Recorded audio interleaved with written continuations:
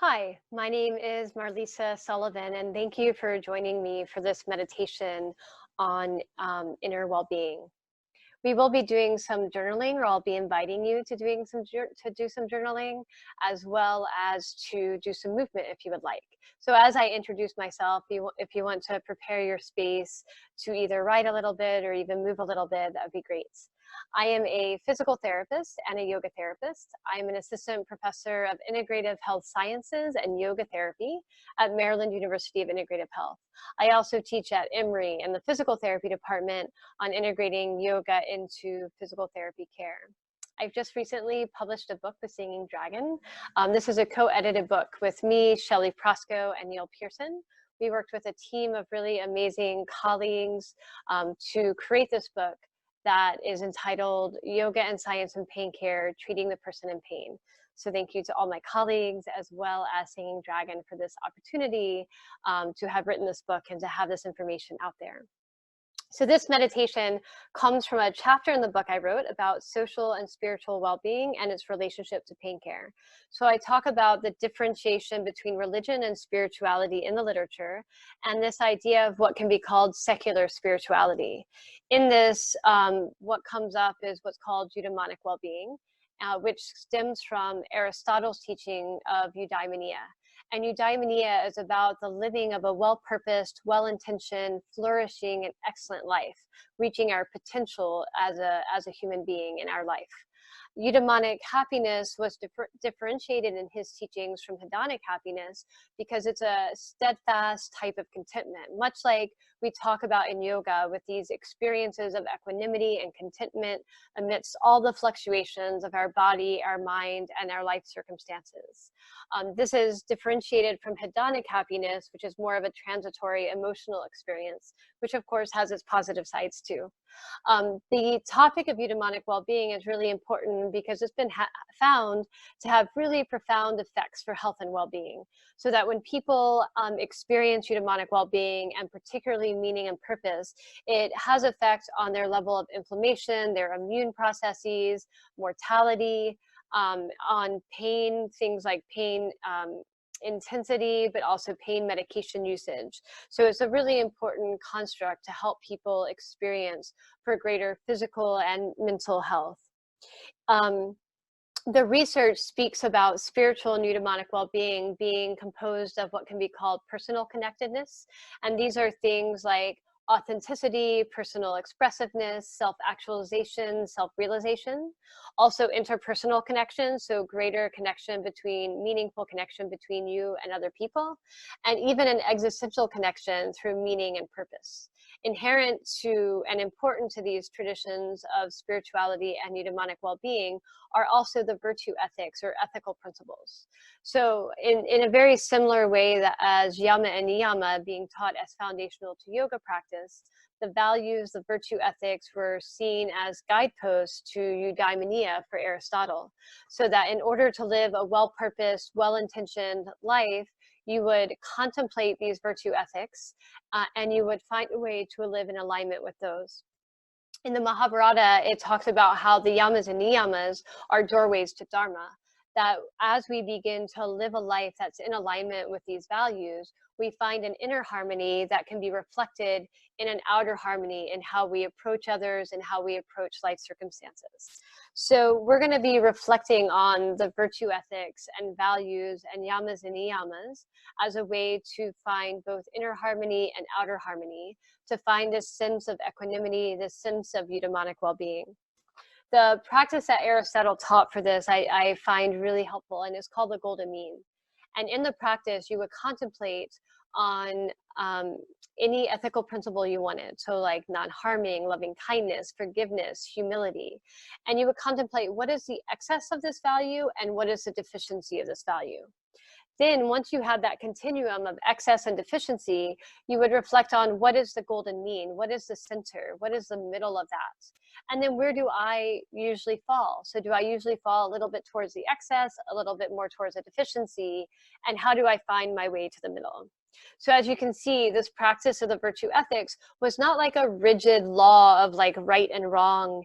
Instead, it was really a personal exploration, a personal inquiry into aligning with the values as they are meaningful to you. So just an example of that, and then I'll start the meditation, is if you take a value like truth and you think about, well, what is the excess of truth? An excess of truth is experiencing your own perspective as the only right way, irrespective of other people's feelings, other people's ideas, other people's perspectives. Whereas a deficiency in truth might be not being able to be confident in or stand up in what is actually true for you, what you find to be truthful in the moment. And you could do that with anything like contentment. An excess in contentment might mean that you are so attached to the idea of contentment that you're not taking right action. That when something needs to be done, needs to be changed, you're unable to take the action that's needed to be taken. Where deficiency in contentment could be seen in qualities like impatience, that you're not able to allow, to accept, to be in the moment, and to have that sense of patience with what needs to happen. So hopefully that helps you. And I'm going to lead just with the background and the context of what we're doing. And so we're going to do a meditation. So I hope you have had time to get something to write with. And so just take a moment to come into a comfortable position. As we begin, one of the things I also want to bring to your attention is the Yoga Sutras talk about 10 yamas and niyamas, and we often think about those 10 as yogis. However, the Bhagavad Gita has over 30. So really anything can be a yama and niyama: compassion, loving kindness, truthfulness, patience, forgiveness, anything that really speaks to you that is a value. So take a moment and come into a comfortable position. Your eyes can be closed or they can be softly open.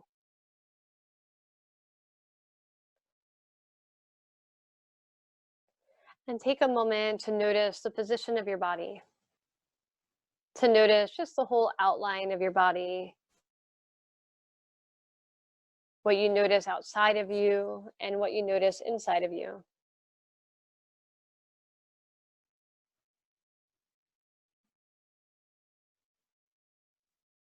Take a moment to notice the breath.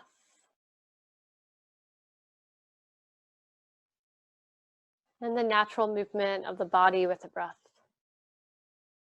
The way that the inhalation arises, moves, and the way that the exhalation moves.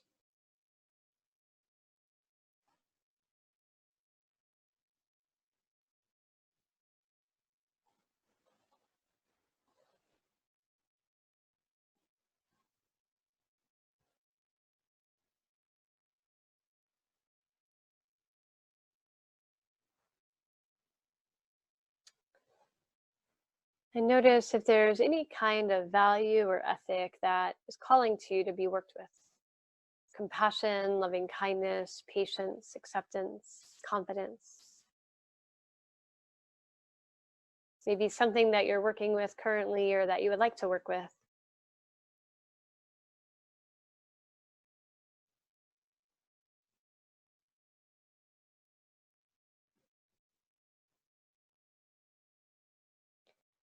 And take a moment to write down either the excess or the deficiency of the principle you chose.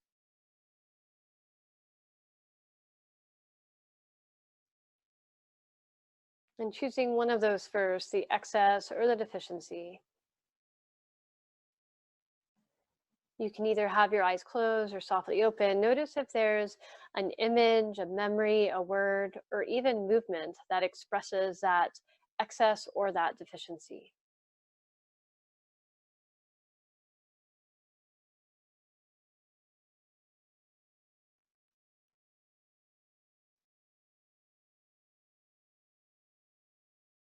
Begin to notice if there's a felt sense in your body of this excess or deficiency. So using maybe an image, a memory, a word, a movement, but notice the felt sense of this excess or deficiency. Where might you notice it in your body?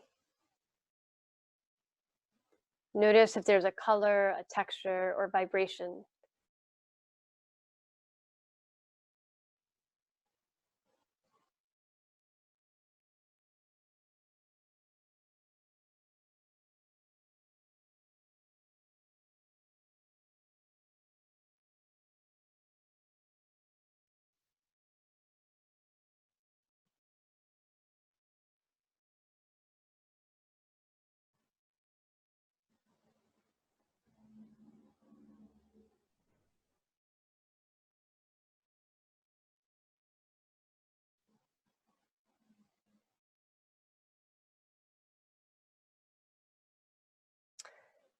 And as you're ready, begin to explore the other one. So if you were exploring the excess, explore the deficiency, or vice versa, but begin to notice what this might be, the excess or the deficiency, so that you're defining in this moment both the excess and the deficiency. And notice if there's an image, memory, word, or movement that expresses this other end of the spectrum, end of the continuum.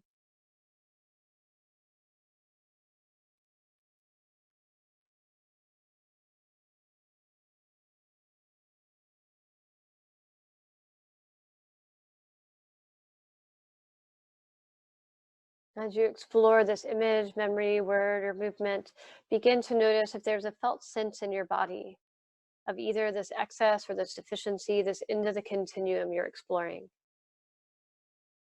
Notice where in your body you notice it, if there's a color, a texture, a vibration.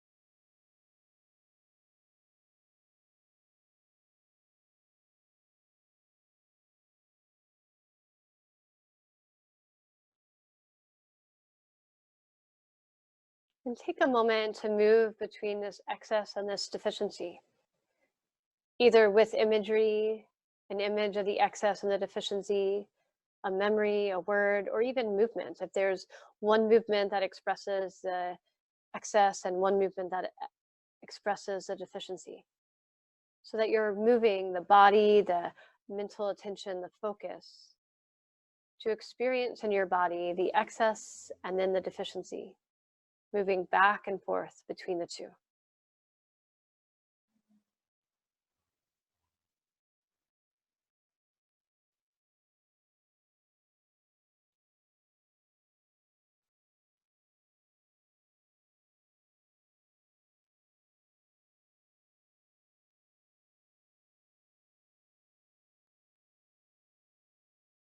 Allowing any imagery, word, movement to help you experience that felt sense of the excess, then deficiency, and moving back and forth.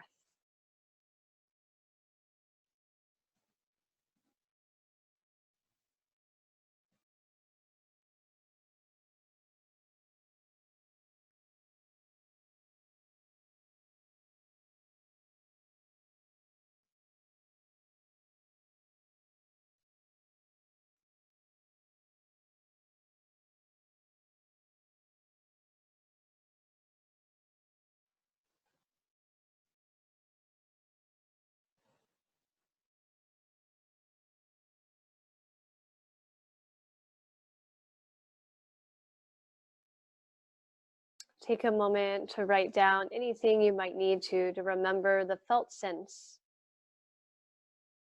and the image, the word, the movement that expressed this excess and deficiency of this value.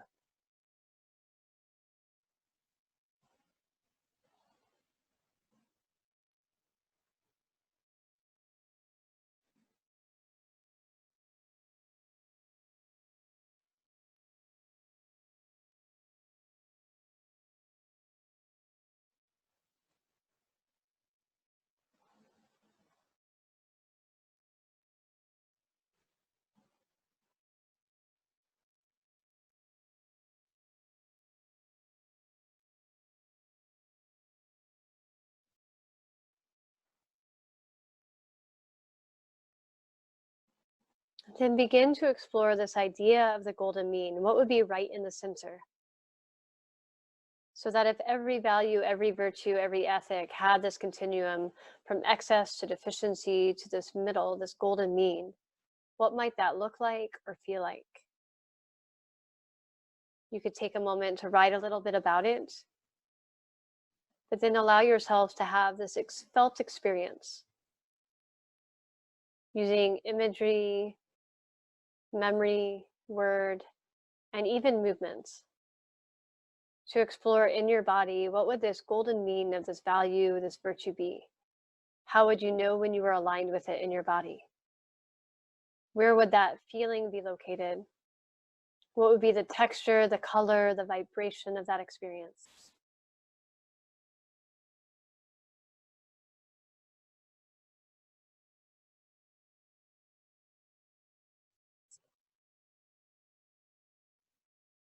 Allow any movement or imagery to help you strengthen the feeling of this golden mean in the body, to allow it to become tangible in the body,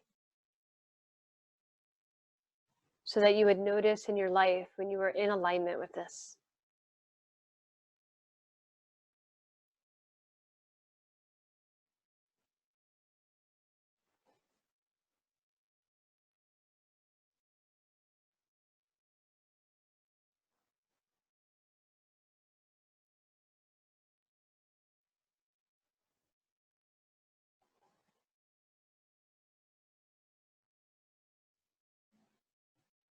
As you explore this golden mean, maybe notice what your tendency is to be on one side or the other, what you might need to do in your body and mind to experience the felt sense of this golden mean.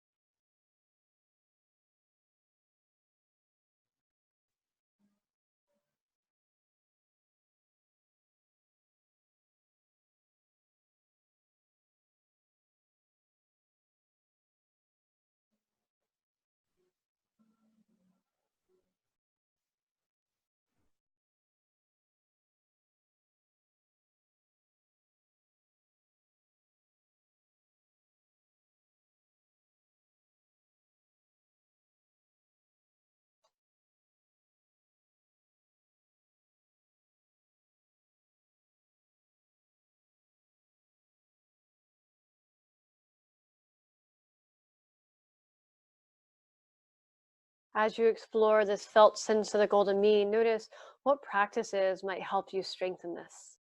Is there movement that helps you to strengthen it? Is there a way of breathing that helps you to strengthen it? Is there image or words, an affirmation maybe, that helps you to strengthen it?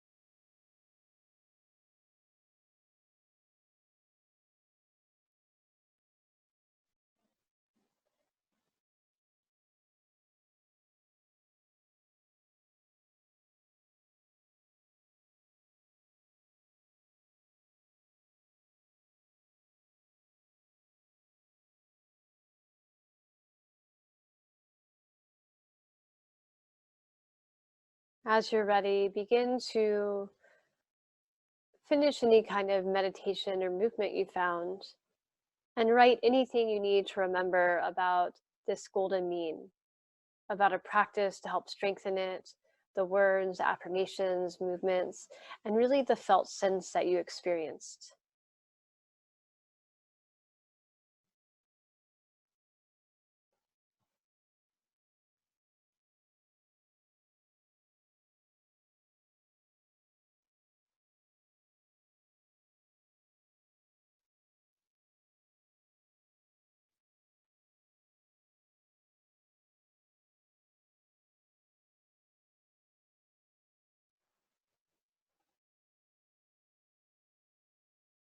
So allowing anything that you need to know to surface and to be written.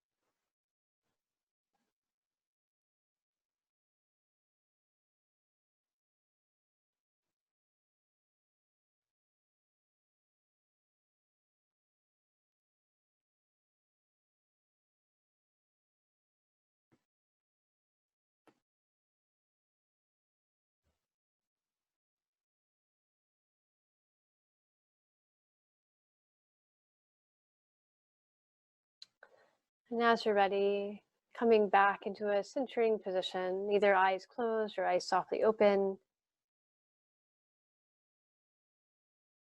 and beginning to just picture yourself standing and walking in the world in alignment with this golden mean. To notice how the felt sense of the excess and the deficiency can be messengers to realign with this golden mean.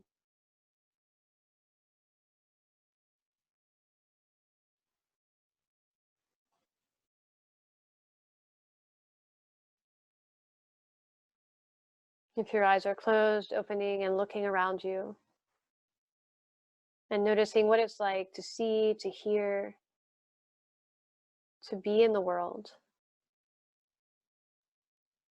and to align with this energy, this vibration of the golden mean of this value. And as you walk through your day, exploring when you find yourself out of alignment, as a messenger to simply come back, to inform you the actions you might need to take to come into this harmonious experience of this value in your life to flourish.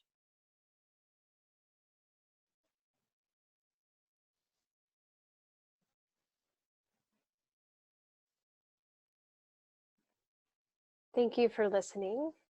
And I hope that this helped you have a window into this idea of how we can explore through yoga practice the embodied experience of values, of ethics, of yamas and niyamas, and how when we begin to explore that inner felt sense of that value and what it means to us, what it will mean to us to live in the world in alignment with that, the impact it can have in our life, in our relationships with others, our relationship with ourselves, to have a more harmonious experience of that relationship with ourselves, others, and our life circumstances. Thank you for listening, and please join the discussion on the Singing Dragon Facebook page, my Facebook page, or the Twitter feed. And I look forward to hearing any of your experiences or questions or thoughts around the practice. Thank you very much, and have a good rest of your day.